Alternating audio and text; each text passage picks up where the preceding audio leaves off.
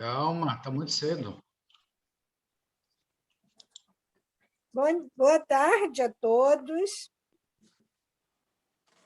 Gostaria de apresentar, antes de mais nada, as boas-vindas a todos, visíveis e invisíveis, presentes aqui para o nosso encontro de reflexão sobre o Evangelho segundo o Espiritismo. Vamos fazer a leitura da nossa página. Hoje está no livro Fonte Viva, comentários trazidos pelo Espírito Emmanuel, através das mãos abençoadas de Chico Xavier, a mensagem de número 156, com o título Parentes.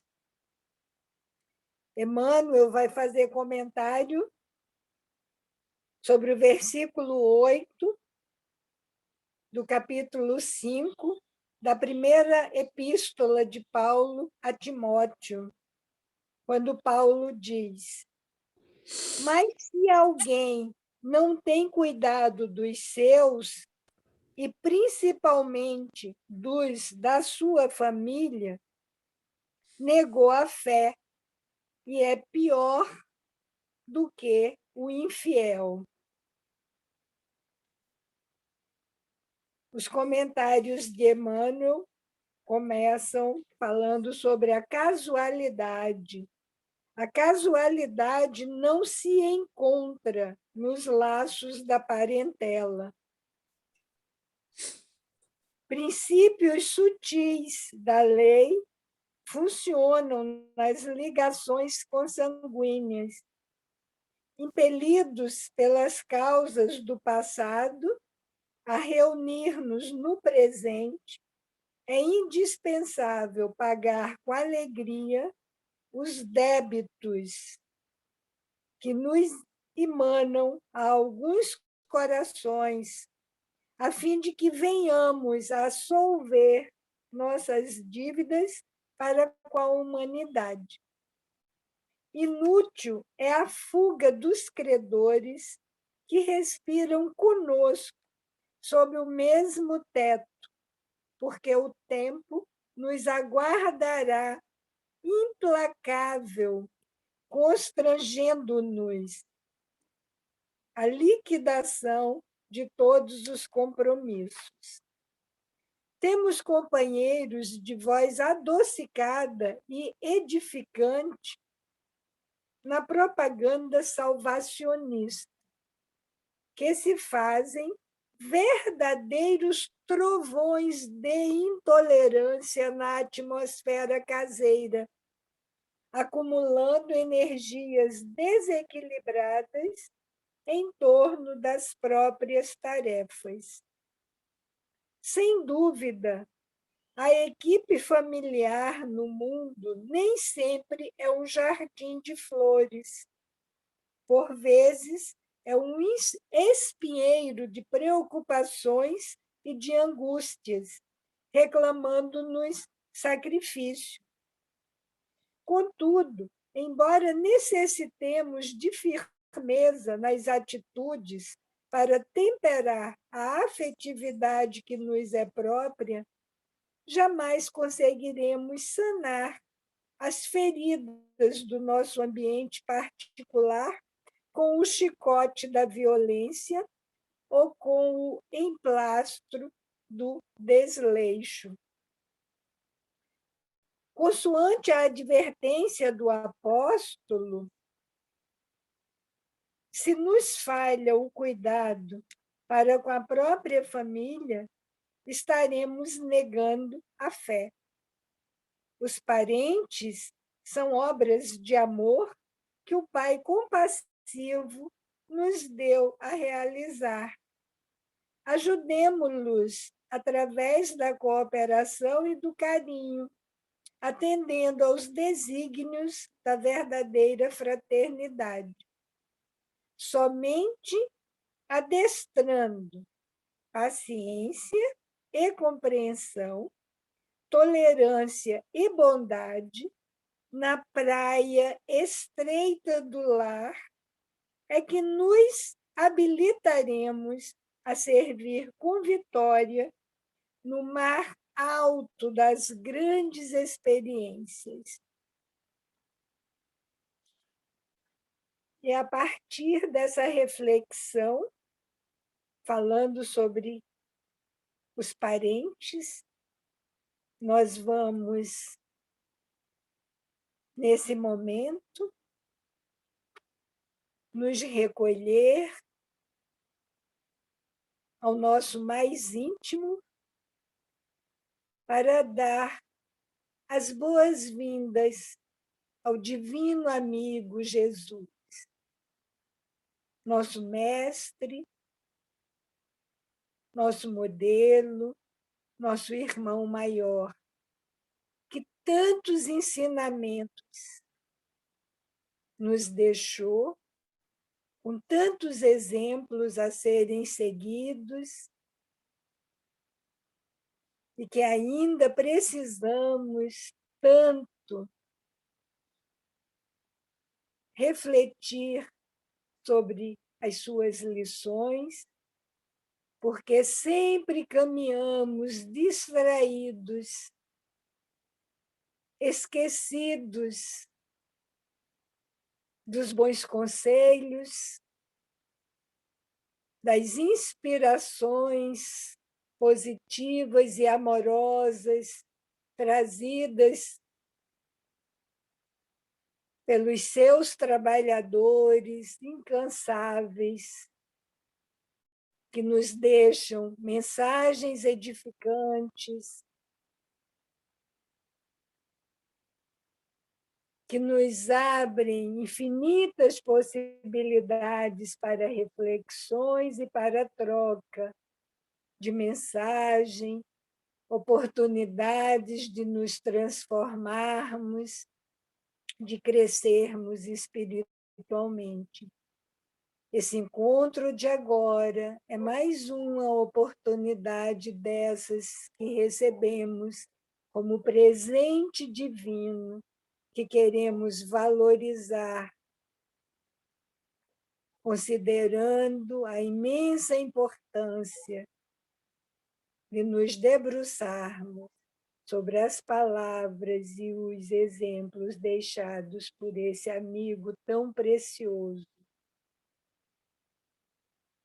E nesse momento, em nossas casas, nós abrimos as portas para a entrada dele, com os seus trabalhadores do bem, mas, sobretudo, abrimos os nossos corações, permitindo a sua entrada e desejando que ele permaneça conosco.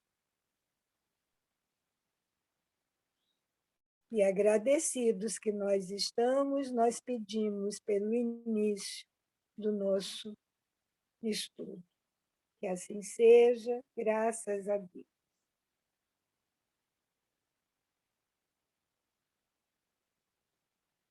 Queridos, nós vamos, antes de leitura e dessas outras coisas, conversar um pouquinho, trazermos algumas perguntas.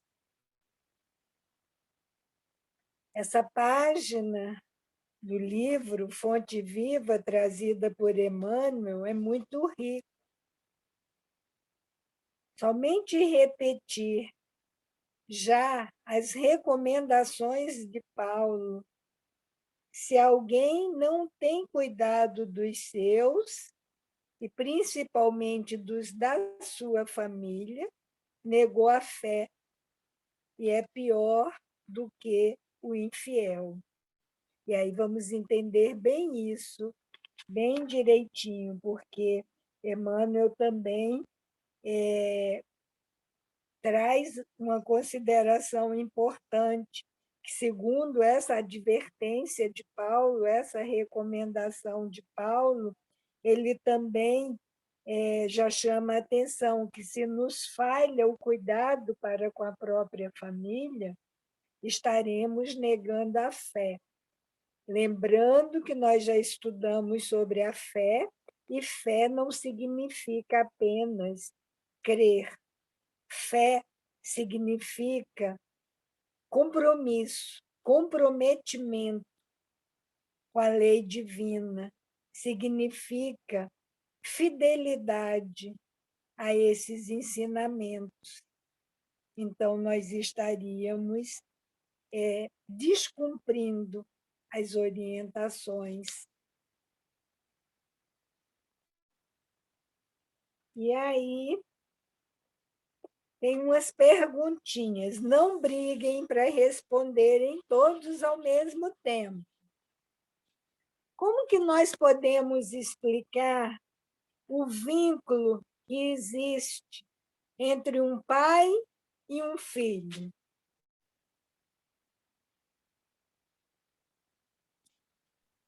Como assim, Raquel?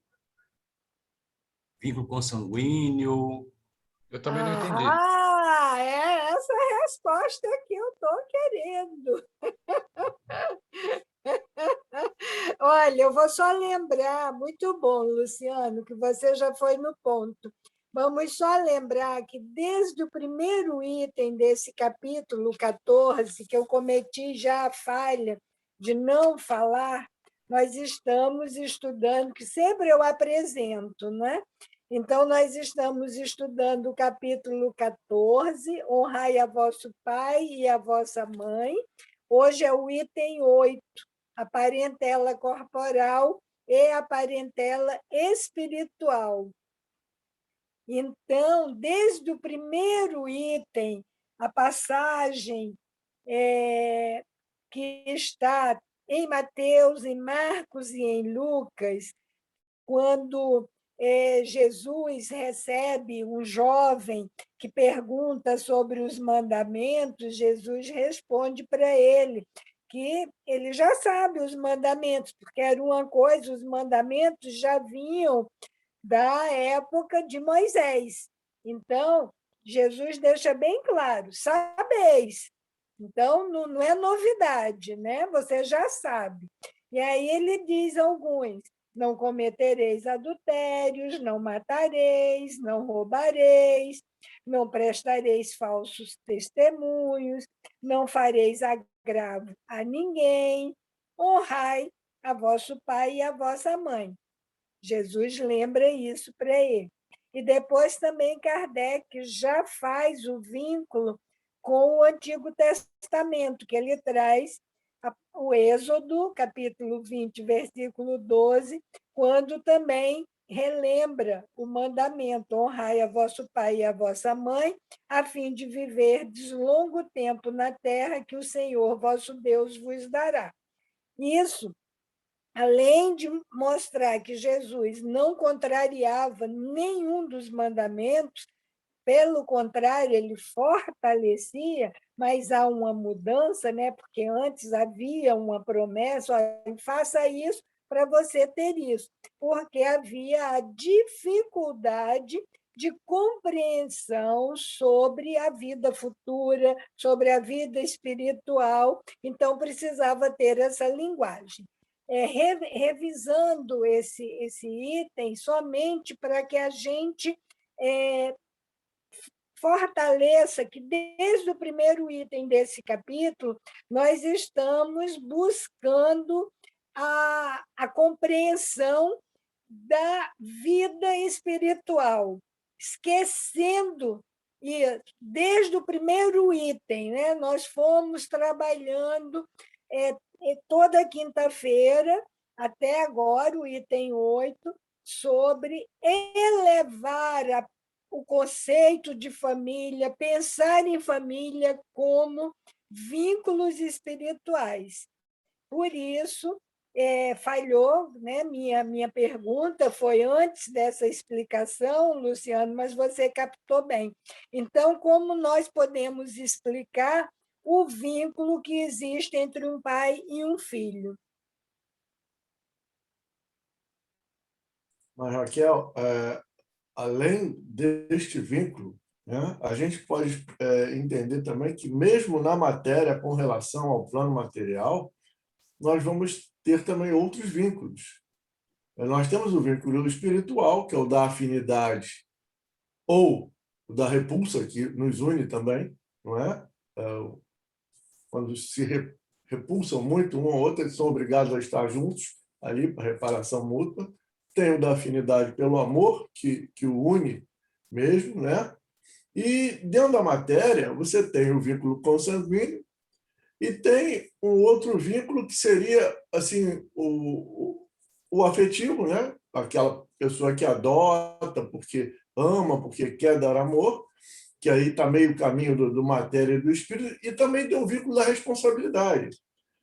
Digamos que eu seja um pai e que eu não tenha nenhuma afinidade com o meu filho adotivo, mas é uma criança em que a minha mulher adora. Então, pela responsabilidade que eu tenho, eu vou fazer o melhor possível pelaquela criança, mesmo sabendo que ela não é o, entre aspas, sangue do meu sangue, mas porque a minha mulher adora. Então, eu tenho responsabilidade de auxiliar e de fazer todo o possível para que aquela criança se torne um adulto decente, um homem honrado, ou uma mulher honrada. Então, é a responsabilidade que eu chamo para mim. E eu acredito que isso também seja uma espécie de vínculo, porque eu estou criando um vínculo assim, contrariando um sentimento mais profundo, que é o que eu não tenho. Está entendendo o que eu estou querendo dizer? Eu não tenho nenhum sentimento pelaquela criança. Mas, como a outra parte do casal adora aquela criança, e eu adoro a pessoa, eu tenho que o meu filho beije a minha boca doce. Então, eu não vou ficar ali brigando com aquela criança, eu vou ajudá-la, vou fazer o melhor possível. É uma questão de responsabilização, porque está na condição de pai, pai de poder, está na condição de educar o melhor possível. Então, eu vejo que tem todas essas nuances.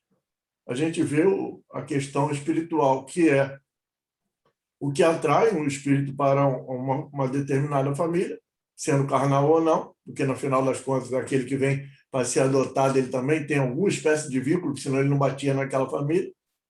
Mas, dentro da condição do encarnado, nós podemos ter essas pelo menos três vertentes. Uma do amor afetivo de quem adota, outra apenas do vínculo sanguíneo, que às vezes está envolvido com o afeto, às vezes não está, às vezes é apenas um reprodutor, aquele pai, perante os seus filhos, e outra, a questão da responsabilidade pelo um ser pequenininho que veio parar na sua família e você tem a obrigação de auxiliar o crescimento dela. Eu acho que é uma questão bastante complexa. São várias vertentes, várias nuances. Muito bom, Marcos Heleno, porque você já passou para a pergunta seguinte, Desculpa. que são os deveres. Essa primeira pergunta é, de novo, para a gente ver bem como que nós ainda somos muito ligados à matéria. Né? Inclusive, na sua fala, você diz que a boca do meu filho beija, a minha adoça. Então, nós ainda vemos a família e os filhos da gente com esse peso de que, se não for o meu filho, é lá outra coisa. Então, esse capítulo todo está trazendo para que cheguemos à meta, refletir sobre a meta de que nós somos uma família universal. Aí a primeira pergunta era somente para ver que o vínculo, o que o pai fornece ao filho apenas o invólucro corporal. Talvez a palavra vínculo eu tenha sido infeliz com ela, porque tem os vínculos espirituais de encontros anteriores, passados. Mas era para mostrar que o corpo procede do corpo, mas o espírito não procede do espírito. Era bem que é o primeiro parágrafo aqui da nossa leitura que vamos fazer daqui a pouco. Então, o pai fornece ao filho apenas o invólucro corporal, uma vez que o espírito já existia antes da formação do corpo. Se estão unidos, é em razão dos laços de simpatia ou de antipatia que já existiam anteriormente ao reencarnante. Aí você já avançou na segunda também, quando você fala que é para auxiliar o desenvolvimento, o físico, o intelectual, o moral, a fim de fazê-lo progredir e orientá-lo, né, na prática do bem. Então, nesse sentido, que é dentro desse conceito que o Evangelho nos apresenta sobre o parentesco corporal e espiritual, é mais do que saber só as diferenças entre um e outro.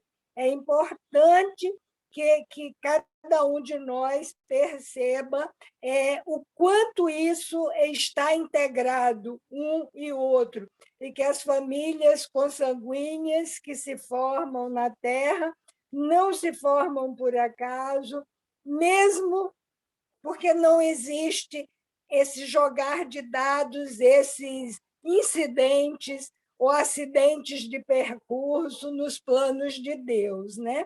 Então, nós vamos fazer a leitura, depois eu volto a algumas perguntas. Os laços do sangue não criam forçosamente os liames entre os espíritos. Então, complementando, até eu já li, mas vou reler, o corpo procede do corpo, mas o espírito não procede do espírito, porquanto o espírito já existia antes da formação do corpo. Não é o pai quem cria o espírito de seu filho. Ele mais não faz do que lhe fornecer o invólucro corpóreo, cumprindo-lhe, no entanto, auxiliar o desenvolvimento intelectual e moral do filho para fazê-lo progredir. Os que encarnam numa família, sobretudo como parentes próximos, são, as mais das vezes, espíritos simpáticos, ligados por anteriores relações que se expressam por uma afeição recíproca na vida terrena.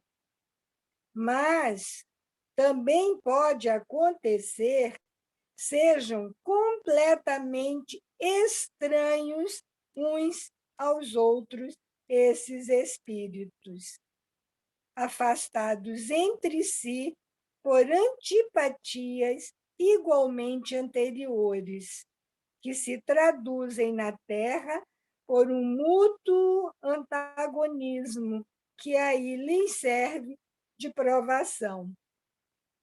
Não são os da consanguineidade os verdadeiros laços de família, e sim os da simpatia e da comunhão de ideias, os quais prendem os espíritos antes, durante e depois de suas encarnações. Segue-se que dois seres nascidos de pais diferentes podem ser mais irmãos pelo espírito do que se o fossem pelo sangue. Podem, então, atrair-se, buscar-se, sentir prazer quando juntos, ao passo que dois irmãos consanguíneos podem repelir-se, conforme se observa todos os dias. Problema moral que só o Espiritismo podia resolver pela pluralidade das existências. E aí Kardec faz a recomendação de nós lembrarmos, não é que vamos voltar nele, mas lembrarmos o capítulo 4 daqui do Evangelho segundo o Espiritismo, o item 13, que é o nascer de novo. Só dando uma relembrada, é quando essa passagem, né, que acontece, que é Está em Isaías, o 12, que vai fazer o comentário, que aquele que a morte foi dada viverão de novo. E essa passagem é bem explícita, traz bem o entendimento para nós, principalmente espíritas, que acreditamos na pré-existência do espírito e na sobrevivência do espírito, que ainda vamos viver e corrigir e nos reajustarmos, reharmonizarmos entre nós. Então, há essa recomendação do nascer de novo. Há, pois, duas espécies de famílias. As famílias pelos laços espirituais e as famílias pelos laços corporais. Duráveis, as primeiras se fortalecem pela purificação e se perpetuam no mundo dos espíritos através das várias migrações da alma. Então, as primeiras são as famílias pelos laços espirituais, são duráveis, se fortalece essa purificação pelo reajustamento, pela oportunidade que é dada de reharmonizar, de fazer diferente de oportunidades anteriores. E vão se perpetuar no mundo dos espíritos através das várias migrações da alma, das várias encarnações. As segundas, que são as famílias formadas pelos laços corporais, são frágeis, como a matéria, se extinguem com o tempo e muitas vezes se dissolvem moralmente, já na existência atual. Foi o que Jesus quis tornar compreensível, dizendo de seus discípulos: aqui estão minha mãe e meus irmãos, pelos laços do Espírito, pois todo aquele que faz a vontade de meu Pai que está nos céus é meu irmão, minha irmã e minha mãe. A hostilidade que lhe moviam seus irmãos se acha claramente expressa em a narração de São Marcos, que diz terem eles o propósito de se apoderarem do Mestre. Nós já vimos essa ideia, esse significado de apoderarem, né? Eles queriam tirar Jesus, queriam expor Jesus ali, ridicularizar de certa forma, ali naquele momento. Porque ele, sob o pretexto de que este perdera o espírito, né? Numa palavra agora bem atual, Jesus tinha surtado, né? Então estava no seu messianato, levando todo o ensinamento moral, mas, segundo os seus irmãos, ele estava sem o domínio da razão. Ele perdera o espírito.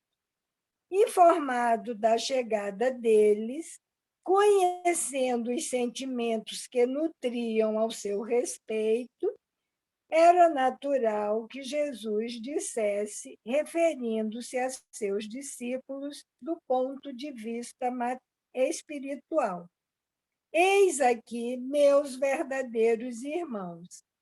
Embora na companhia daqueles estivesse sua mãe, ele generaliza o ensino que de maneira alguma implica haja pretendido declarar que sua mãe, segundo o corpo, nada lhe era como espírito, que só indiferença lhe merecia. Esse não seria um comportamento compatível com a nobreza moral, a grandeza moral de Jesus. Então, ele aproveita esse momento, generaliza o ensinamento. Ele provou suficientemente o contrário em várias circunstâncias. Então, ele, não só em relação a Maria, mas em todo o ser vivente, Jesus era respeitoso, era amoroso, não ia ter uma atitude agressiva ou de indiferença com a sua própria mãe, como ele diz aqui, no corpo, naquela existência, não é? Então, e essa antipatia e essa simpatia, ela é importante nós pensarmos pela lei de causa e efeito, nós precisamos sempre vivenciar o que nós precisamos corrigir em nós. Então, nós nos encontramos para a reconciliação, mas pode também ser pelo fortalecimento de laços já existentes, quando ele chama de simpatia ou de antipatia. Então, a simpatia, muitas vezes, num grupo consanguíneo, nós estamos junto com amores de outras épocas, de outras existências, porque é o compromisso que nós temos de crescimento, porque pode passar pelo fortalecimento, mas pode passar pela renovação. Então, se nós, em alguma época, agimos dessa forma que ele chama na página, né, que muitas vezes há docemente alguém que fala suave, que Emmanuel diz aqui, companheiros de voz adocicada, mas que são verdadeiros trovões de intolerância na atmosfera caseira. Então, se nós, em algum momento, agimos em existências anteriores como tiranos, provavelmente nós vamos ter a oportunidade de vivenciar o papel de oprimidos, para experienciar como que é que nós oprimimos. Agora, não significa que todo oprimido esteja resgatando, porque um dia foi tirano. Às vezes, não é um resgate, não é uma expiação, pode ser uma prova. Eu preciso passar por essa experiência, apesar de não ter vivenciado a tirania. Então, eu agora estou sendo traída. É porque eu já traí? Pode ser, mas pode não ser. Pode ser a vivência que o espírito necessita para o aprendizado, porque nós precisamos passar por todas as vivências, a não ser que nós encurtemos os nossos caminhos, que nossos passos evitem atalhos mais complicados, mais difíceis. Então, é muito importante ter essa visão de lei também de causa e efeito, porque ao longo de nossa resistência, saber que é dessa forma que os espíritos vão se encontrando através da família carnal, obedecendo à lei de afinidade, no campo das virtudes, da semelhança já, dos sentimentos, dos laços de afeto, de afinidade de pensamento, uma compatibilidade espiritual já dentro da escala de evolução, mas a gente também se une pela consequência da justiça divina, porque aí é nesse convívio familiar que nós vamos quitar da impressão assim de dívida, né? Assim, eu não gosto muito, mas que nós vamos fazer os ajustes necessários dentro desse nosso grande comprometimento, porque, como espíritos imperfeitos, muitas vezes aquilo que eu falo, que a gente se distrai, aí vai acumulando em relação aos nossos semelhantes vários comprometimentos, né? Não vamos agindo adequadamente. Então, é nesse cenário familiar que nós vamos ter oportunidade de trabalhar e vencer a nós mesmos, o nosso orgulho, o nosso egoísmo. É dentro desse ambiente da família consanguínea que nós vamos ampliar a aquisição de valores morais para o crescimento da família espiritual, porque à medida que nós formos lapidando, despertando essas virtudes, essas sementes latentes, os nossos talentos, os nossos sentimentos adormecidos, eles estão aqui. Nós é que deixamos ele ali, cochilando, e vamos seguindo, distraídos, sem despertá-los. Então, essa responsabilidade que nós temos que vai muito além da procriação, de gerar um corpo físico. Então, essa ideia, e, sobretudo, a responsabilidade dos pais de aproximar os seus filhos, aproximá-los de Deus, da lei divina. Então, vamos fazer uma pausa aqui na minha fala e vamos conversar mais um pouquinho. Então, como vocês estão muito sabedeiros, que ensinamento nos transmitiu Jesus quando ele disse: eis aqui meus verdadeiros irmãos. Bem fácil essa.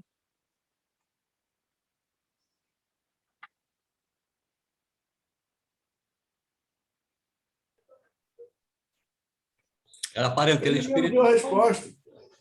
Fala, Lu, fala você. Vai lá. Quer dizer que ele mesmo deu a resposta quando ele diz: todo aquele que faz a vontade do meu Pai que está no céu, esse é meu irmão, essa é minha irmã, essa é minha mãe. É aquele que está alinhado com o pensamento dele, afinidade, né, pelo bem, pelo progresso, para fazer a vontade do Pai, seguir as leis, seguir os ensinamentos dele. Esse é o verdadeiro irmão. Ou seja,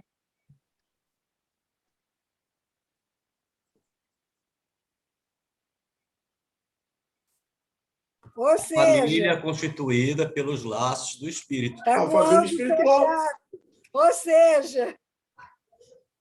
seja, quem vai não seja? Eu não sei qual é o ou seja. Gente, 5 letrinhas. Todos nós. Amor. já respondi. Todos. Muito bem, Tati. Ou seja, todos. Todos. Mesmo Todos. que aí todos. Somos todos, né? Na verdade, mesmo que ainda não estejamos sendo cumpridores das leis divinas, porque ainda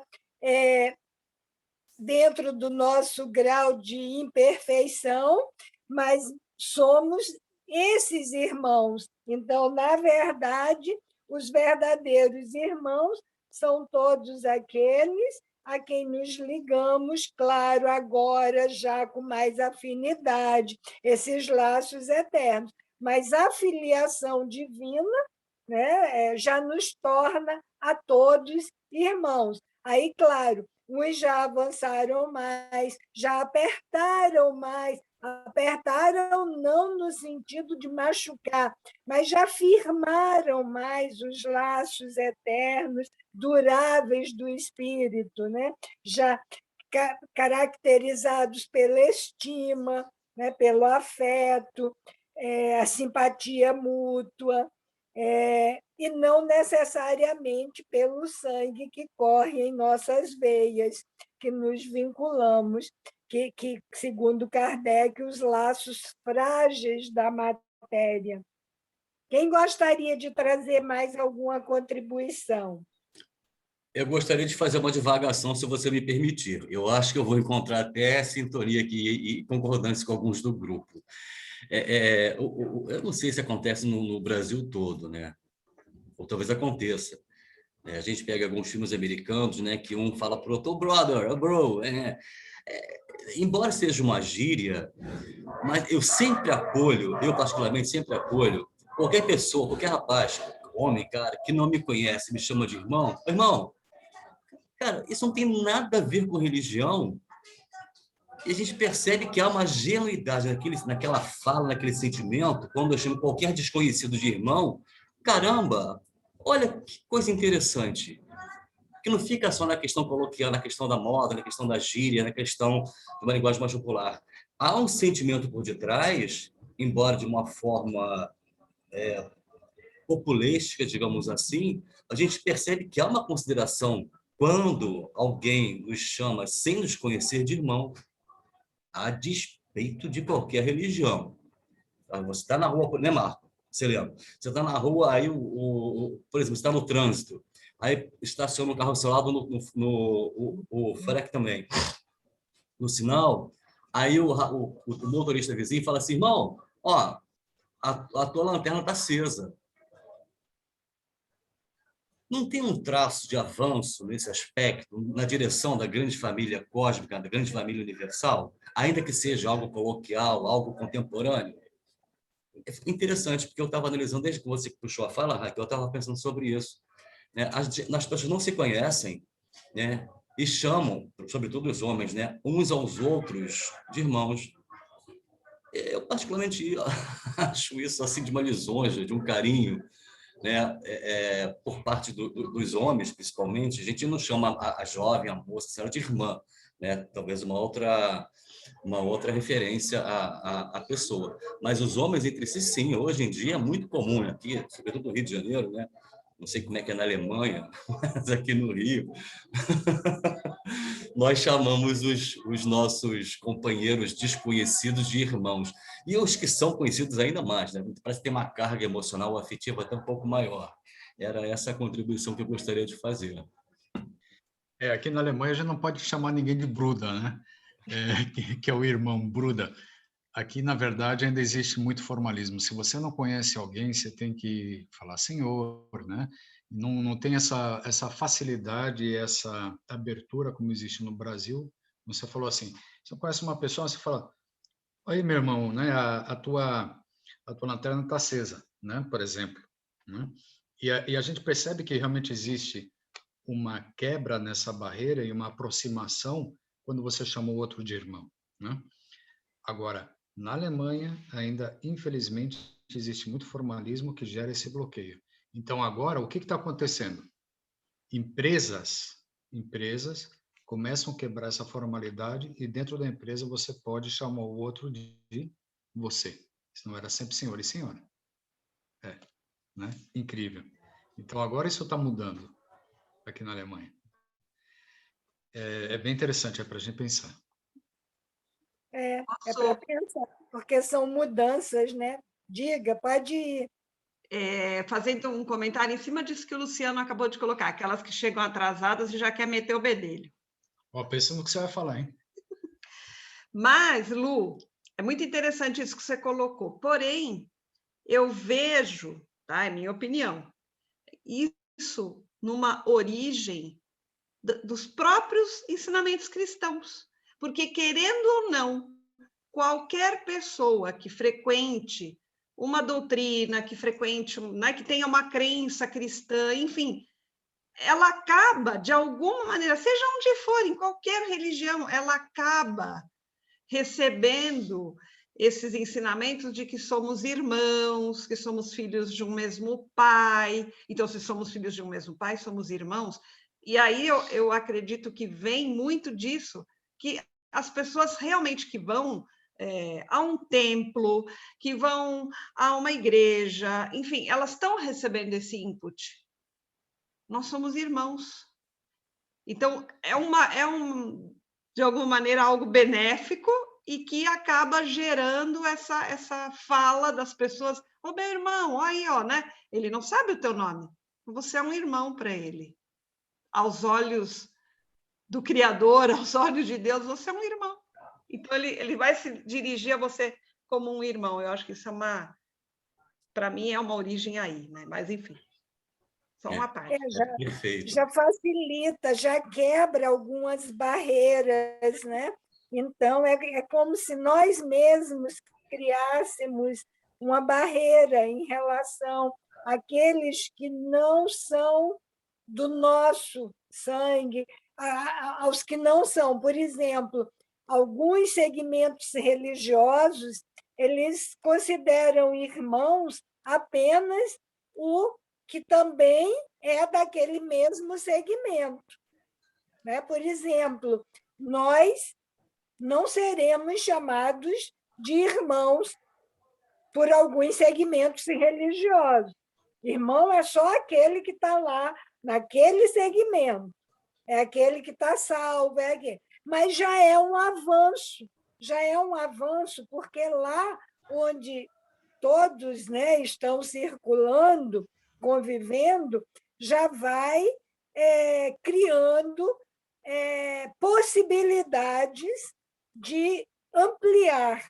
Esse é o papel dos ensinamentos, dos exemplos. Não é que hoje, a partir de hoje, ao aprendermos, não é o primeiro contato que nós temos com esse ensinamento, mas, mesmo assim, continuamos ainda muito vinculados, ligados, atados aos laços consanguíneos, ainda.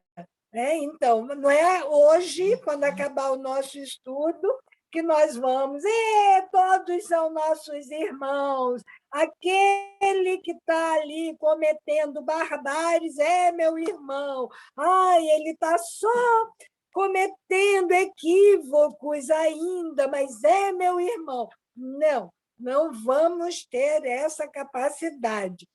Ao assistirmos um noticiário, ao abrirmos um jornal, ao lermos uma literatura, um romance espírita e estudarmos sobre um espírito rebelde, é meu irmão. Não vai ter essa amorosidade toda já num passe de mágica, mas a importância do estudo. Quando destacamos a importância real da família espiritual, ressaltando os vínculos universais, esses laços espirituais, de fato, ainda podemos nos sentir um pouco incomodados, de certa forma, ainda, porque é como se dissesse assim: presta atenção na sua responsabilidade. É grandiosa a nossa responsabilidade de ver aquele que está cometendo muitos e muitos erros que nós, no nosso julgamento, pelos olhos da matéria, julgamos graves e dizer que é nosso irmão. Mas é uma responsabilidade gigantesca que nós temos uns em relação aos outros. Então, que boa, a Josi é minha amiga. Mas nem todo mundo é Josi. Aí chega uma outra pessoa que tem um outro nome, que tem uma outra postura, que tem uma outra forma de pensar. que não faz o que vocês aqui com a nossa sintonia, que pensa diferente.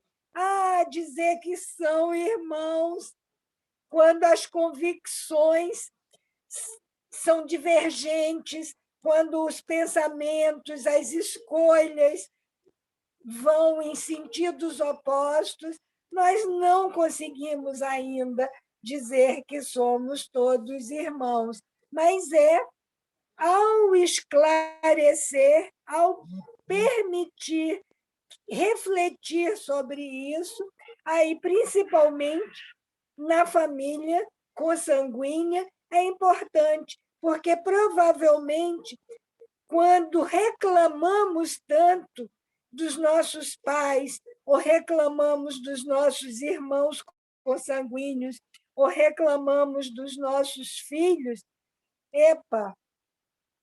aí, olha a nossa responsabilidade. Nós vamos deixar de lado muitas queixas, percebendo o quanto elas são improdutivas. Vai chegar o momento de conseguirmos agradecer esse presente de termos um irmão consanguíneo numa direção tão oposta à nossa, sem entrar em julgamento, em juízo de valor, dizer que a forma que eu penso é que é a certa. Não. Sem pensar nisso, apenas eu penso de uma forma, o meu irmão pensa de outra. Se ele está certo e eu não estou conseguindo acompanhá-lo, essa é uma questão. Ou se eu estou certo e ele não consegue me acompanhar.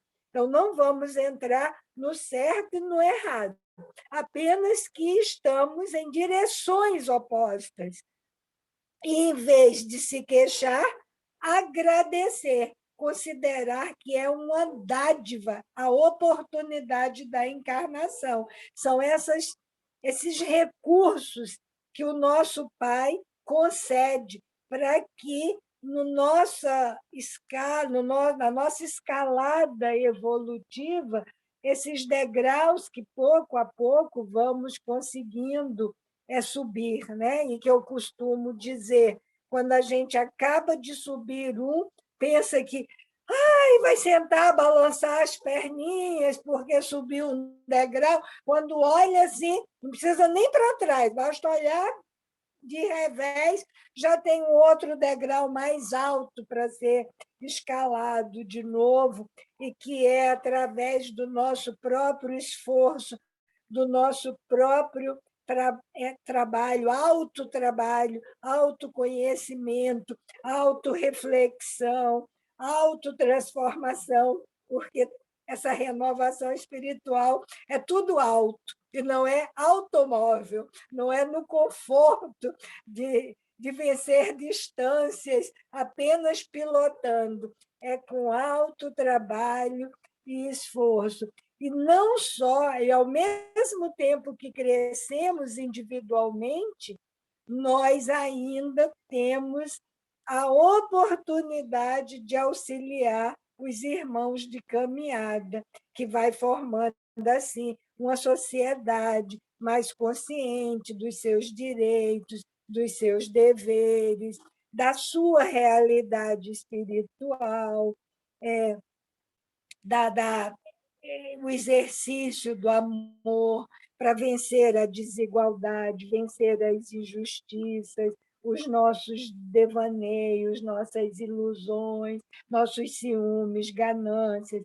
É nesse exercício, nesse convívio com os diferentes, os antipáticos e os simpáticos, porque tem aqueles que nos ajudam a conviver com os antagônicos, com os chamados de antipáticos, e assim nós vamos eliminando as nossas imperfeições, fazendo os nossos reajustes e dando lugar às conquistas espirituais, aos valores morais, vai deixando os títulos provisórios, a importância do nome de família, as aparências sociais que ainda prezamos tanto, né?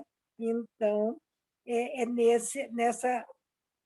nessa formação de família espiritual e consanguínea. Quem mais? Eu estava pensando aqui, Raquel, nessa questão do irmão que o Luciano falou, que aqui no Rio isso é tão arraigado que a gente usa até o irmão, até quando a gente não está muito satisfeito com a pessoa. Ele vai chamar a atenção.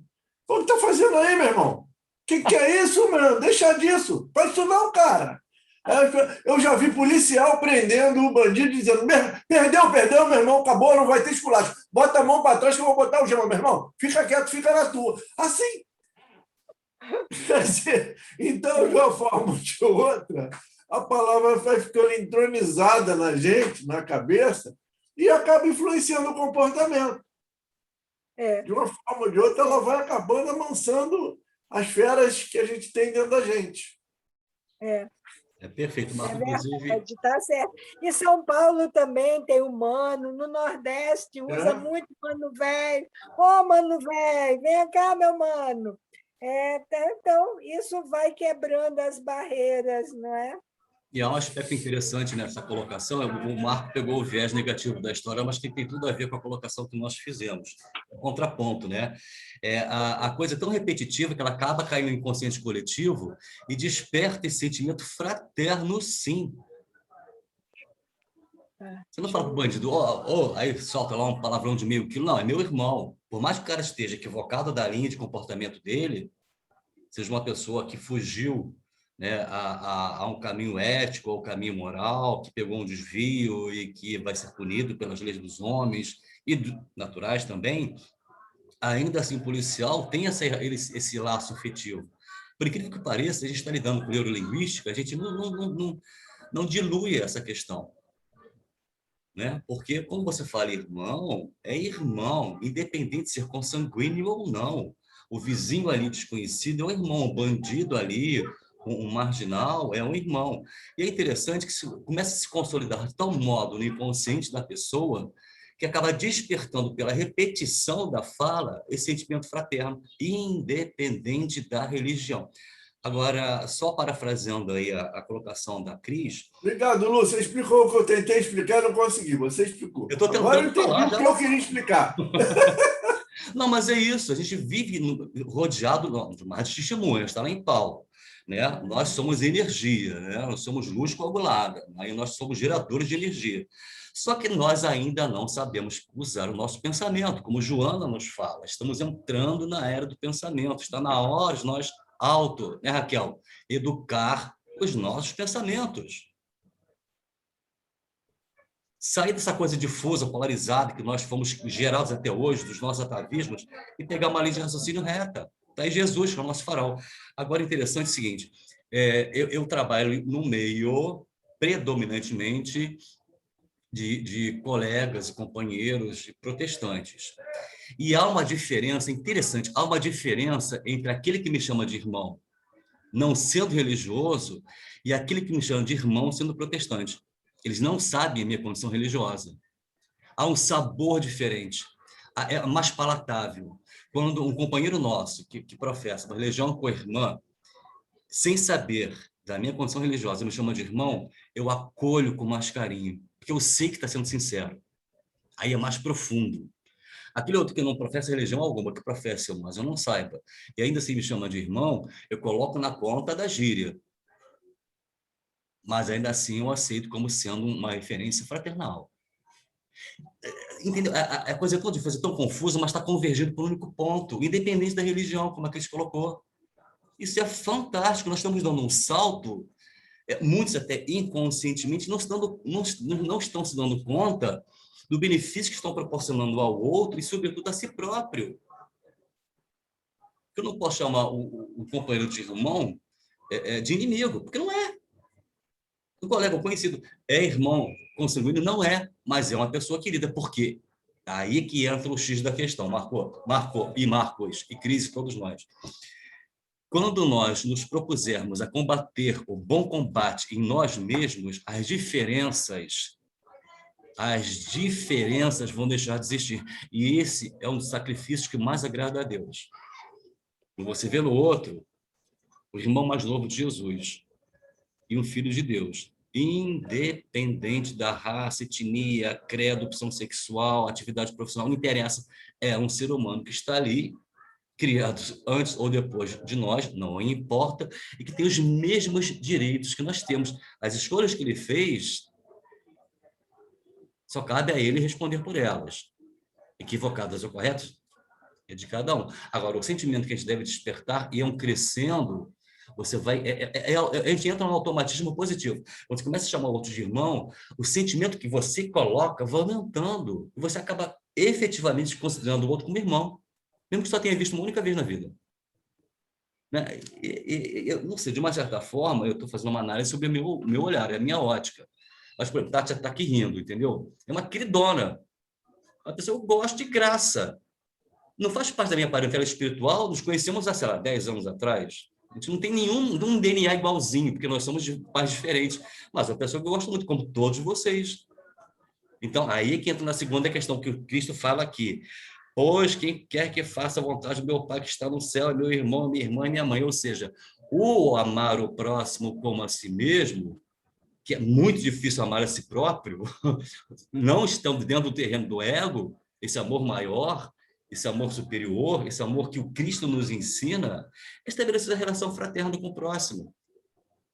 Né? Eu posso chamar a Tati de sister. Fala, sister, fala, mano. Algumas colegas nossas do grupo eu chamo de irmã.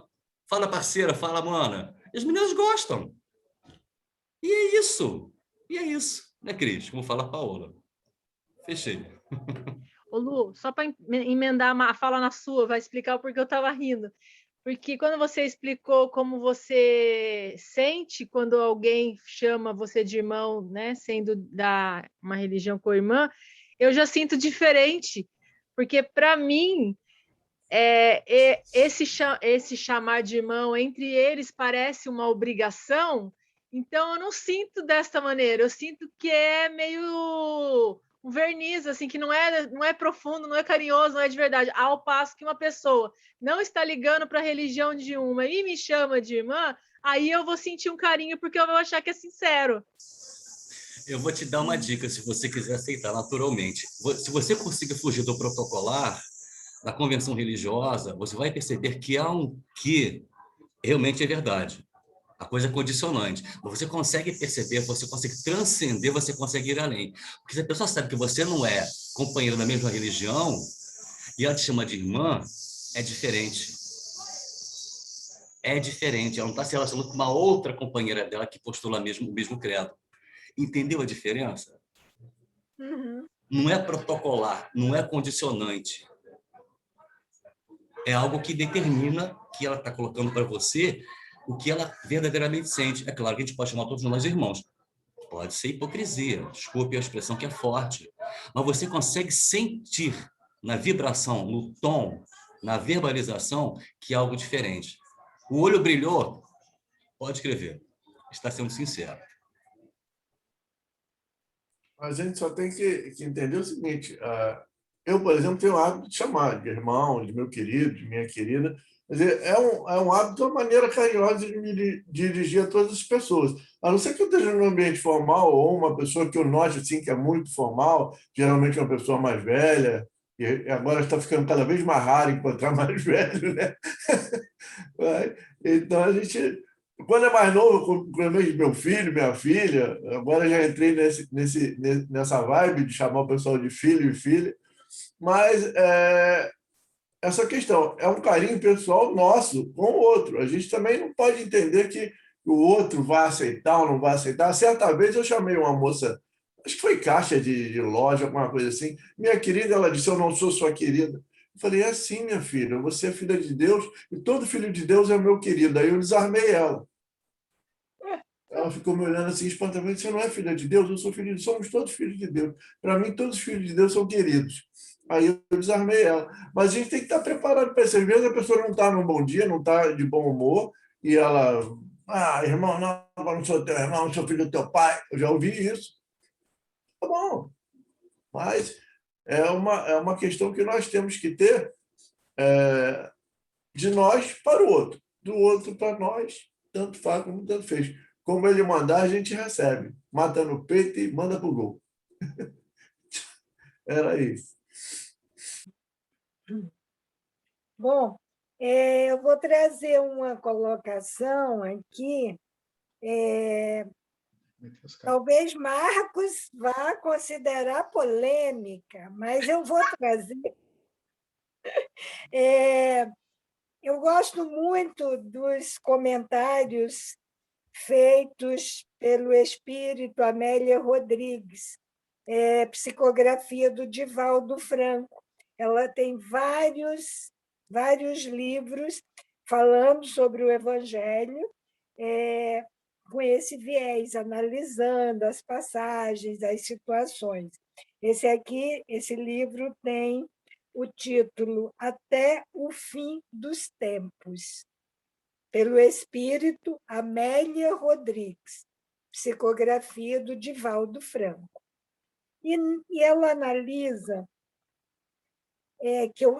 nós consideramos aqui muito importante trazer, porque tem uma pergunta assim, muito apropriada para esse item 8, que trata da parentela corporal e a parentela espiritual. Quem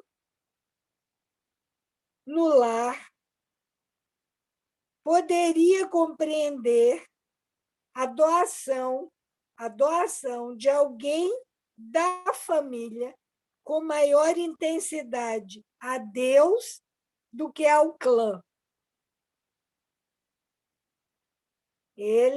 Ela está trazendo esse questionamento que foi pensado lá há 2021 anos atrás. Quem no lar poderia compreender a doação de alguém da família com maior intensidade a Deus do que ao clã? Qual o afeto que estaria disposto a repartir a ternura que devotasse a outrem ante um competidor que exigisse entrega total? Seria crível ser aceito aquele que renunciasse ao poder terrestre, perseguindo o gáudio metafísico da espiritualidade? A proposta de Jesus realmente era como um fio de espada que separa, nunca para destruir, porém para voltar a unir mais tarde.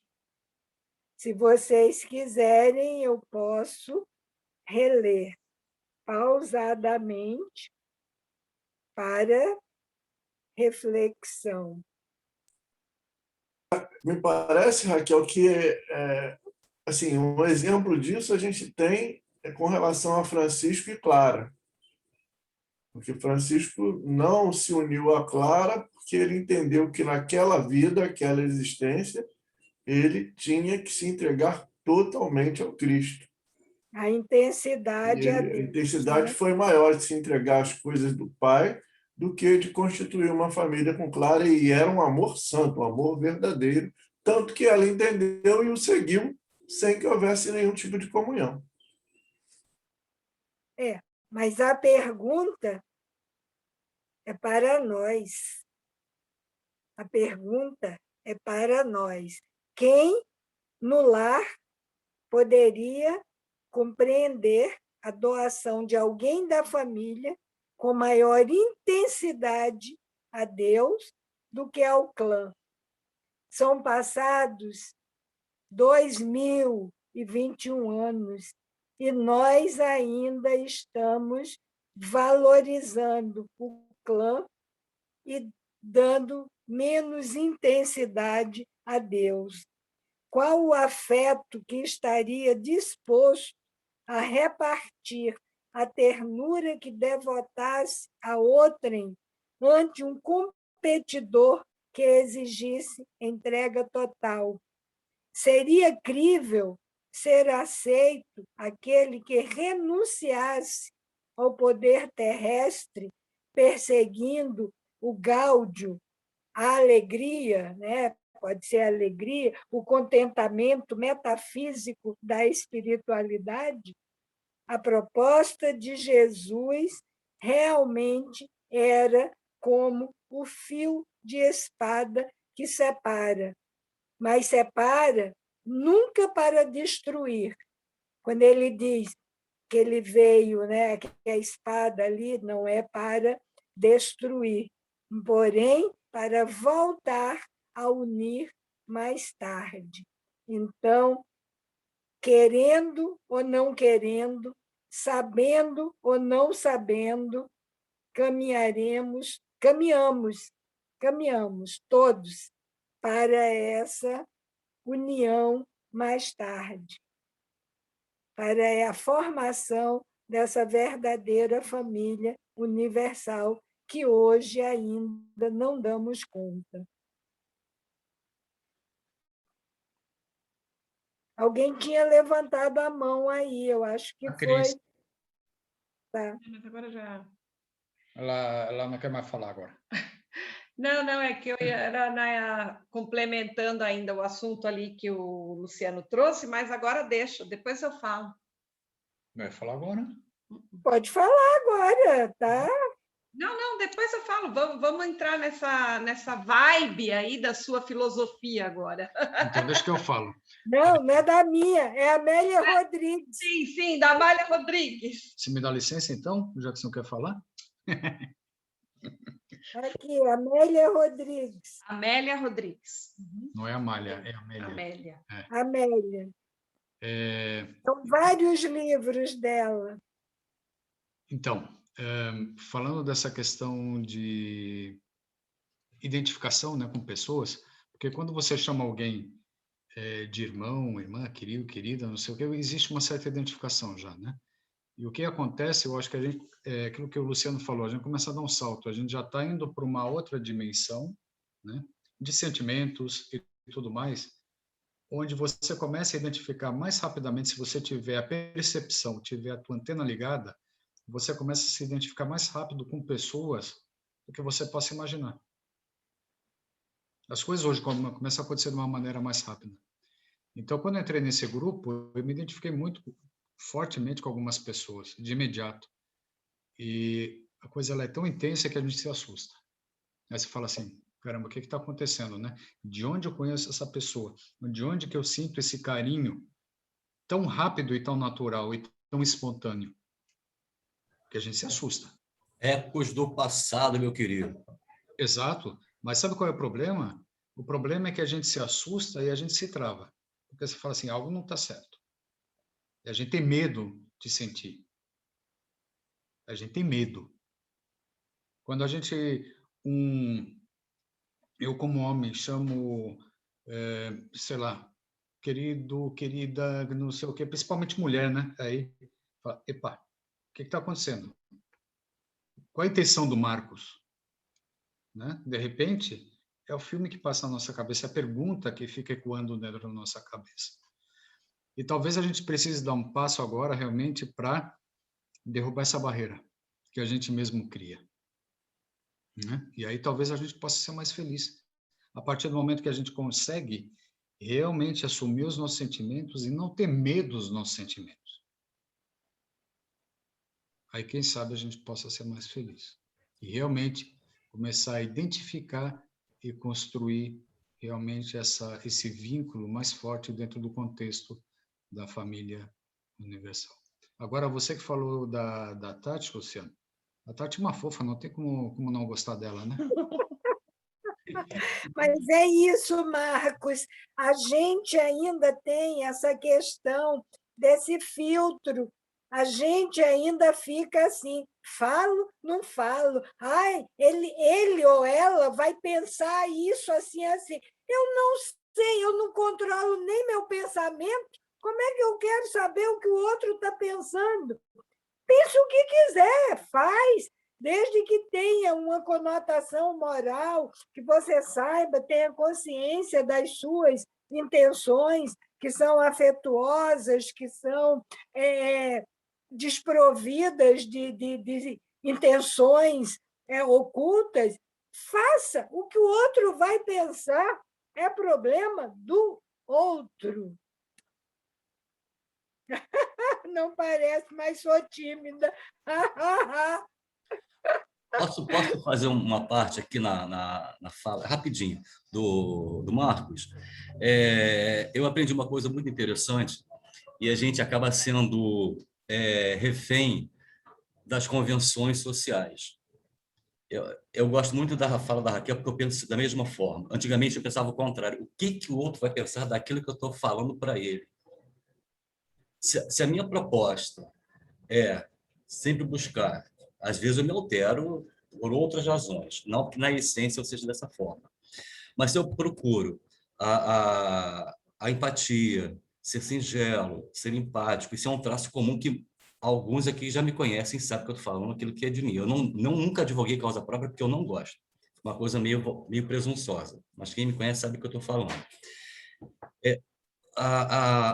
Realmente, exercício, é trabalho diário, Tati, toda razão. Primeiro, é autoconhecimento, identificar as nossas arestas, esmerilhá-las com esforço quase estoico, porque para nós que estamos na matéria é muito fácil a gente esconder as nossas idiosincrasias, né? Porque isso aqui esconde. Agora, quando nós tivermos plano espiritual, não tem como, tudo será revelado. Tudo vai ser revelado. Bastou olhar para o irmão ali já na espiritualidade, nós estamos lá, nós vamos ler nele, como se fosse um código de barra, o que ele de fato é. A literatura espírita é riquíssima nesse sentido. Mas voltando à questão do medo, Marcos, o medo é uma crença limitante e atrai questões negativas que vibram no mesmo diapasão do medo. Se o homem ele é sincero consigo próprio, está alinhado com a sua consciência e, sobretudo, age segundo a plataforma do Cristo, é como o Raquel falou, o problema do outro não é mais seu. Agora, aquela história também, na dúvida, melhor não fazer. Na dúvida, melhor não dizer. Guarde consigo. O que vale, Deus avalia muito mais a intenção do que a ação, para fechar a minha fala. Muito bem, fechou na hora certa. Faltam 2 minutos para o encerramento. Mas muito bom comentário, Luciano. Posso falar? Vai, 2 minutos, rápido. Vai, 1 minuto e meio. Não, então, no fundo, o que eu queria colocar é porque eu vivi uma experiência muito interessante em São Paulo, quando a gente ainda estava morando em São Paulo, capital. Uma moça que vinha uma vez por semana me ajudar na limpeza do apartamento, porque eu trabalhava o dia inteiro, chegava às 7 da manhã na escola e voltava 6h30, 7 horas da noite para casa. E as meninas junto comigo, né? E então eu tinha essa moça que vinha uma vez por semana para ajudar na limpeza. E aí eu combinei com ela, inclusive também para me ajudar na questão até da cozinha, ela preparava alguns alimentos ali, deixava na geladeira. Bom, e criou-se um carinho muito grande e tal, aí ela engravidou. E ela era, que eu quero colocar, ela era evangélica, né? Só que eu nunca coloquei nada para ela que eu era espírita e também assim nunca fui contra as coisas que ela trazia e tal. E nós tínhamos uma relação ótima. E aí ela engravidou e aí ela falou: eu vou trazer uma irmã para me substituir no meu período da licença maternidade. E a irmã, na verdade, não era uma irmã consanguínea, era uma irmã da igreja. Ok. E aí se chamava Josi. A Lu era de Belém do Pará e a Josi era de Pernambuco. Bom, e ambas frequentavam a mesma igreja evangélica, cujo marido da Lu era o pastor, né? Então, eu estava inserida naquele meio mesmo, né? E a Josi passou a vir, passou então também... E a Josi, ela não cozinhava tão bem, mas ela passava a roupa que era uma maravilha. Quando a Lu voltou, eu conversei com as duas e falei assim, olha, eu não quero nem dispensar a Josi e não quero ficar sem a Lu. Eu vou dividir vocês na semana para que eu possa continuar ajudando as duas, para que nenhuma das duas perca o seu trabalho, né? E mantive as duas. E assim foi durante muito tempo. E aí, muitas vezes, em São Paulo, a gente tinha chuva de verão, né? Como tem no Rio também, em São Paulo, das enchentes, aquela coisa louca. E eu falava para elas, eu vou levar vocês para casa. Elas moravam dentro de uma favela, em São Paulo. Mas isso não me importava. Eu entrava com elas, eu, né, enfrentava lá o risco da enchente, o que tivesse que enfrentar, mas eu falava, vocês não vão ficar no ônibus para chegar daqui a 3 horas em casa, não, eu vou levar vocês para casa. E fiz isso também algumas vezes. E começou a acontecer uma coisa muito interessante, porque elas passaram a me convidar para os aniversários, para os batizados. Quando nasceu a Nenê, eu fui lá na casa e tudo mais. Chá de bebê, disso, daquilo.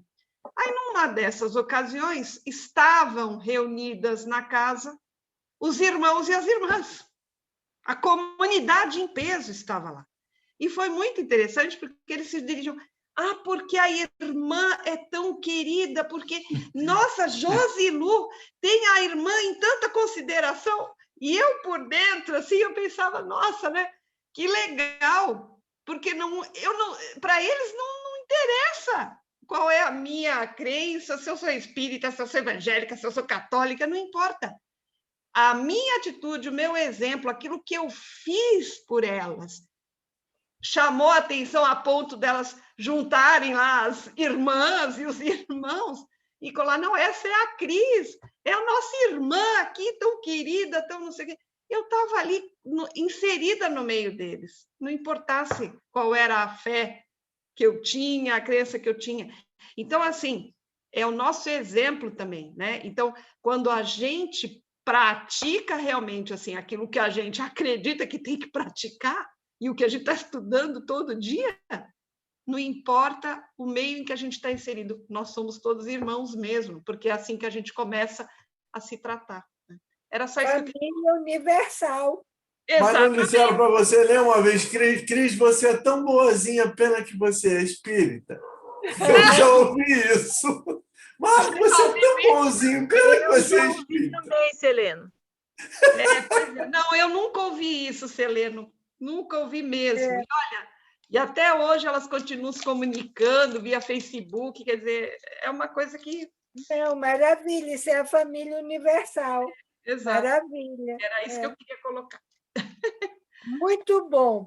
Alguém mais? Porque assim nós passamos um pouquinho, mas se for muito rapidinho, senão eu vou convidar alguém para a prece.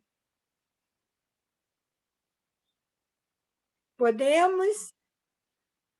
Então, enquanto alguém pensa em se oferecer para a prece, sem a necessidade de ser apontado ou convidado, eu vou só concluir o estudo. É uma reflexão trazida por Pestalozzi, quando diz assim: a manifestação do amor é a salvação do mundo. Amor é o fio que liga o globo terrestre. Amor é o fio que liga o homem a Deus. Sem amor, o homem está sem Deus. E sem Deus e sem amor, o que é o homem? Muito obrigada pela oportunidade de... Eu posso fazer a prece. Muito obrigada. Pode fazer. Então vamos, nesse momento, nos recolher no nosso íntimo, agradecendo a Deus, a Jesus, aos nossos irmãos, nossos amigos espirituais, nossos amigos encarnados, por esse momento tão sublime, que foi coroado de tanto amor, por esse banquete espiritual que alimenta a nossa alma. Que sejamos sempre conscientes da grande importância do amor na nossa existência. Que saibamos reconhecer nos nossos semelhantes, naqueles que nos cercam, naqueles que cruzam o nosso caminho, os nossos irmãos de caminhada, que sejam nossa família, que sejam fora da nossa família carnal, da nossa família sanguínea, e que possamos reconhecer em todos os seres do universo integrantes da mesma família espiritual, filhos do mesmo Deus. Já não importando mais a crença, a cor,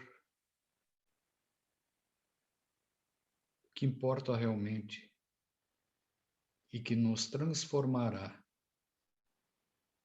é o amor. Estejamos unidos, hoje e sempre, por esse sentimento sublime que o próprio Cristo, saindo de uma condição de grande espírito que lhe competia, veio até nós para nos ensinar o amor. Que tenhamos a condição necessária, que possamos despertar, que possamos abrir os nossos olhos e os nossos corações, aceitando a todos como nossos irmãos. E assim, Jesus, te agradecemos pelo teu imenso amor, pelo teu carinho, pelo amor também despendido todos os dias pelos nossos amigos espirituais, nossos irmãos da espiritualidade maior. E assim, agradecidos que estamos, emocionados, felizes, damos por encerrado o estudo dessa tarde, dessa noite. Que assim seja, graças a Deus. Graças Graças a Deus.